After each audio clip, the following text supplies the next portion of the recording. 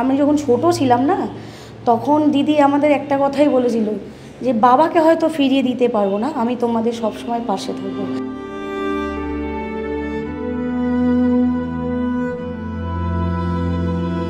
পিজিতে গিয়ে আমার বাবার দেখা মিলো, দেখে তখন তিনি আর নেই, মারা গেছে।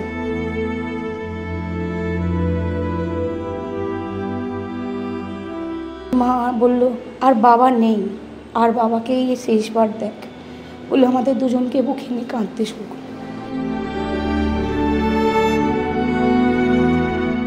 আমি এখন দিদির দলটা করি। আমাদের দিদি সবসময় বলে দিয়েছে যখন যা প্রয়োজন হবে তখন আমাকে তুমি এখানে এসে খবর দেবে, আমি ঠিক করার চেষ্টা করব।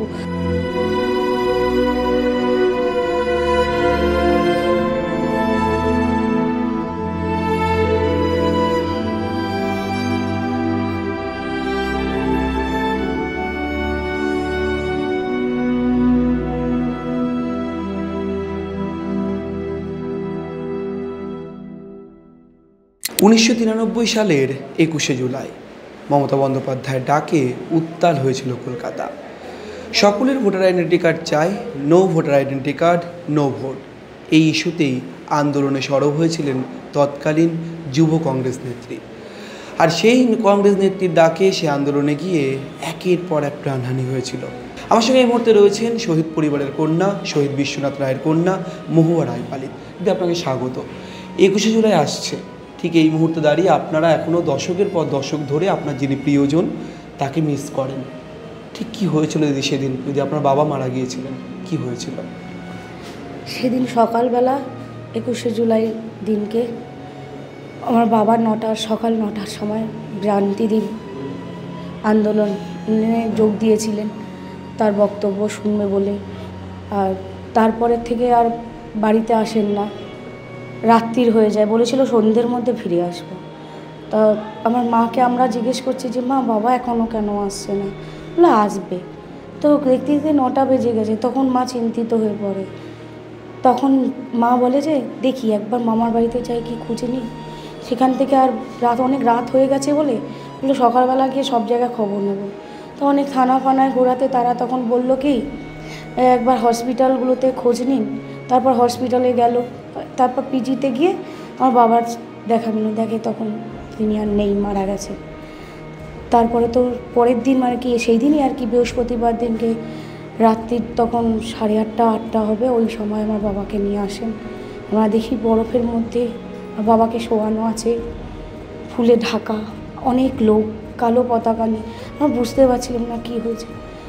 তখন মা বলল আর বাবা নেই, আর বাবাকে এই শেষবার দেখ বলে আমাদের দুজনকে বুকে নিয়ে কাঁদতে শুরু করে। সেই আন্দোলন, মমতাদির আন্দোলন এবং তার ক্ষমতায় আসা, আপনার বাবার মতো যারা তৃণমূল, এখন থাকলেও তিনি তৃণমূল কর্মী হতেন, সেই স্মৃতি কী করে বয়ে নিয়ে বেড়াচ্ছেন দিদি? আমি এখন দিদির দলটা করি। আমার বাবা যাকে ভালোবাসতেন, যাকে দেখে দলটা করতেন, সেই জন্য আমি তারই আমি অনুপ্রেরণাতে আমি এখনও দলটা করছি। উত্তর কলকাতা জয়েন্ট বাহিনীর আমি সাংগঠনিক সম্পাদিকা।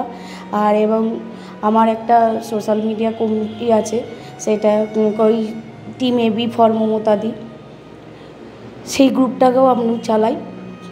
আর দিদির যা বার্তা দেন সেইভাবে আমি দলটা করি। 21শে জুলাই যে ইতিহাস, এখনও ধর্মতলা 21শে জুলাই নিয়ে সভা হয় প্রত্যেক মুহূর্তে, প্রত্যেক সভায় তো আপনারা ডাক পান, যান। কী কথা হয় মমতা বন্দ্যোপাধ্যায়ের সঙ্গে যখনই যান, যখনই দেখা হয়? আমরা প্রথমে 9টার সময় ওনার বাড়িতে আমরা চলে যাই। দিদি এটাই বলে যে আমার বাড়িতে চলে আসবে। তো তারপরে ওখান থেকে দিদি আমাদেরকে সঙ্গে নিয়ে অনেকগুলো গাড়ি করে, অনেক 13টা শহীদ ফ্যামিলি আছে, আরও সব নন্দীগ্রাম, এদেরও আর ডাকা হয়। তো সবাইকেই উনি গাড়ি দিয়ে দেয়, আমরা ওই গাড়ি করে ধর্মতলায় ওই মঞ্চের সামনে যাই। দিদি তো ওই দিন তো আমাদের সঙ্গে কথা বলেন, এমনি সবাই ভালো আছো, কেমন আছো, কোনো প্রবলেম হলে আমাদের বলবে।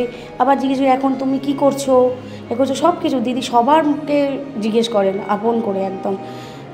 তারপরে আমাদের সঙ্গে ছবি তোলেন, আর বলে যে তোমরাও যাও, আমিও একসঙ্গে যাব আমাদের সাথে, এইসবই কথা বলেন। সবার কেমন আছে এইগুলো আর তাছাড়া তারপর তো ওই সময়টা বেরোনোর সময় থাকে, মঞ্চে যাবেন তো তাড়াহুড়ো যায়। তাছাড়া ওনাকে আমাদের দিদি সবসময় বলে দিয়েছে যখন যা প্রয়োজন হবে তখন আমাকে তুমি এখানে এসে খবর দেবে, আমি ঠিক করার চেষ্টা করব। কারণ আমি যখন ছোট ছিলাম না, তখন দিদি আমাদের একটা কথাই বলেছিল যে বাবাকে হয়তো ফিরিয়ে দিতে পারবো না, আমি তোমাদের সব সময় পাশে থাকবো। আর উনি আছেন আমাদের পাশে, সব সময় উনি আমাদের খবর নেন। 1993 সালের মমতা বন্দ্যোপাধ্যায় আর আজকে 2025-এর মমতা বন্দ্যোপাধ্যায়। তখন আপনি ছোট, এখন আপনি রাজনৈতিকভাবে অত্যন্ত সচেতন এবং আপনি তৃণমূলের একনিষ্ঠ সৈনিকও। এই মমতা বন্দ্যোপাধ্যায়ের মধ্যে কোনো ফারাক দেখতে পারেন? দিদি আগেও আমি যেমন দেখেছি হাওয়াই চটি পরে থাকে, সাদা শাড়ি পরে থাকে নর্মালভাবে, দিদি সেরকমই একই রকম আমি দেখছি।